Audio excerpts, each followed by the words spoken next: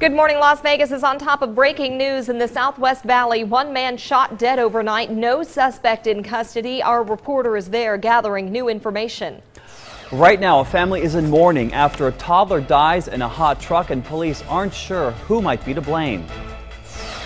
A live look now at the Las Vegas Valley. Time is 5 a.m. straight up.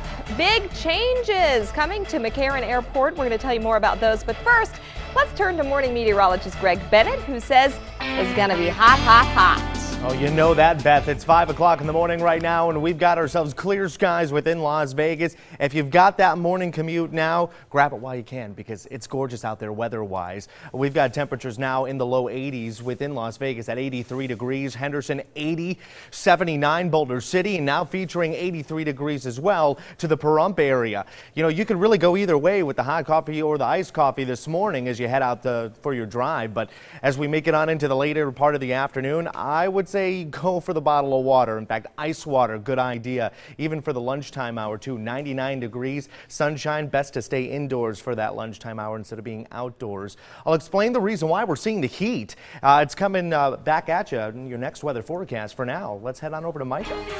Greg, thank you. Let's check on that traffic. Couple bumps in the road this morning on this Friday morning. We'll go down to Henderson first. If you're just joining us, we have a crash at Horizon Ridge right at Horizon Drive, so where the horizons meet. If you want to avoid this one, to jump on the 95, just use College instead. On the southwest portion of the valley, if you're coming down the 215 southbound near Tropicana, reported crash there as well, but these green flows indicate it's not slowing you down. We'll check on your favorite word, construction, throughout the morning. That's in a few minutes. Right now, Beth and Don, back over to you.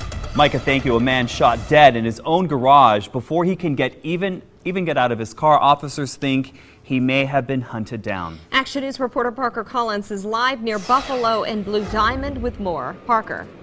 That car you're talking about was actually just towed away behind me, and that crime scene tape just taken down as crime scene investigators rolled out of here. This happened just after 10:30 last night. Several people heard multiple gunshots and called 911. However, there were people inside the home when this happened. However, they did not see what happened. The man was rushed to UMC trauma, but he did die at the hospital. Some neighbors saw two men running away from the home and speed away in one car. He was waiting for him or followed him. That's what we were thinking, either waiting for him or followed him, since he never made it into the house. So no one is in custody at this point, but police are looking for two men, both in their 20s or 30s, one white man in a white shirt with short hair, and one black man with short hair in a red shirt. You're asked to call police if you know anything about this. Reporting live, Parker Collins, Channel 13 Action News. Thank you. Some new developments coming in on breaking news in Savannah, Georgia. Grief counselors are at Savannah State University this morning after a student was gunned down inside the school's student union building. It all happened last night. Take a look at the scene. There's no suspect in custody right now. The victim has been identified, though, as a junior. We're told he is Christopher Starks from Atlanta, Georgia. And this incident comes just hours after Mississippi State was put on lockdown for an active shooter situation. No shots were fired there. Meantime, students here at home are wrapping up their first week at UNLV. Campus security, a major issue for parents and students alike, so we'll bring you any new information as soon as it comes in. Beth, to you. All right, Jess, thank you. Parents are wondering why it took 4 months to arrest a Forbes elementary school teacher accused of injuring a student. Police say they had an arrest warrant for James Duran for weeks, but they couldn't track him down, so they just showed up on his second day of school and arrested him. The investigation has been underway since May. Witnesses told police Duran grabbed a low-functioning autistic student by his shirt and threw him into a beanbag. They also said he slapped the child on the hands.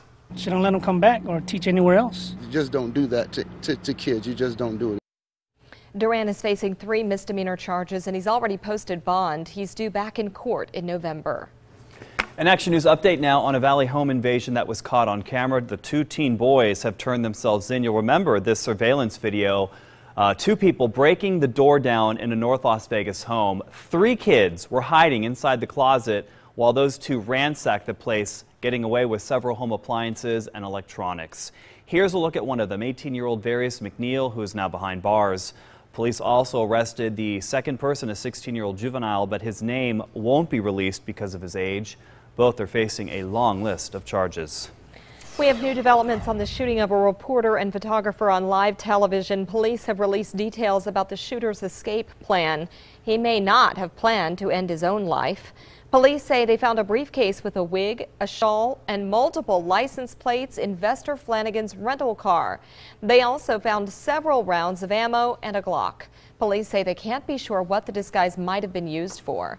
Meantime, Flanagan's former colleagues are sharing more stories of the ex-reporter's troubled past. There was some yelling incidents. Again, this is stuff that's normal, you know. There were times when he probably misread something and became frustrated with himself. Also just revealed, Adam Ward, the photographer who was killed, was the person who videotaped Flanagan's contentious exit from WDBJ. The reporter was fired but refused to leave, and WDBJ officials had to bring in a police escort. Ward documented the whole thing on camera. Police have not said if there's any link between that incident and Wednesday's double murder. And Beth, some breaking details coming in on this story. We've just learned stores in the area of that TV reporter shooting are back open right now. And moments ago, they were able to go back to business. You'll remember the shooting did happen at a place called Bridgewater Plaza. It's a shopping mall right on the marina near a large lake in Virginia. Tons of stores there and family entertainment. It's the very latest from the Breaking News Center. Back to you in the studio. All right, Jessica, thank you. Coming up, some big changes coming to McCarran, and it's going to be great news for our economy. Time now 5:06. Coming up, find out why it's about to get easier to catch a flight to China. Well, anybody who got caught in the Ashley Madison hack could probably use a flight to China about now. Or how about a $1,000 dinner for their significant other? Find out which strip resort is hoping to mend some broken hearts. Wow, only in Las Vegas. Ain't that the truth, guys? All right, well, it's heating up here in the Las Vegas Valley, and that means more sunshine and higher UV indices. But it's on its way down as we make it on into the end of the weekend. I'll explain the reason why coming up in your next weather forecast.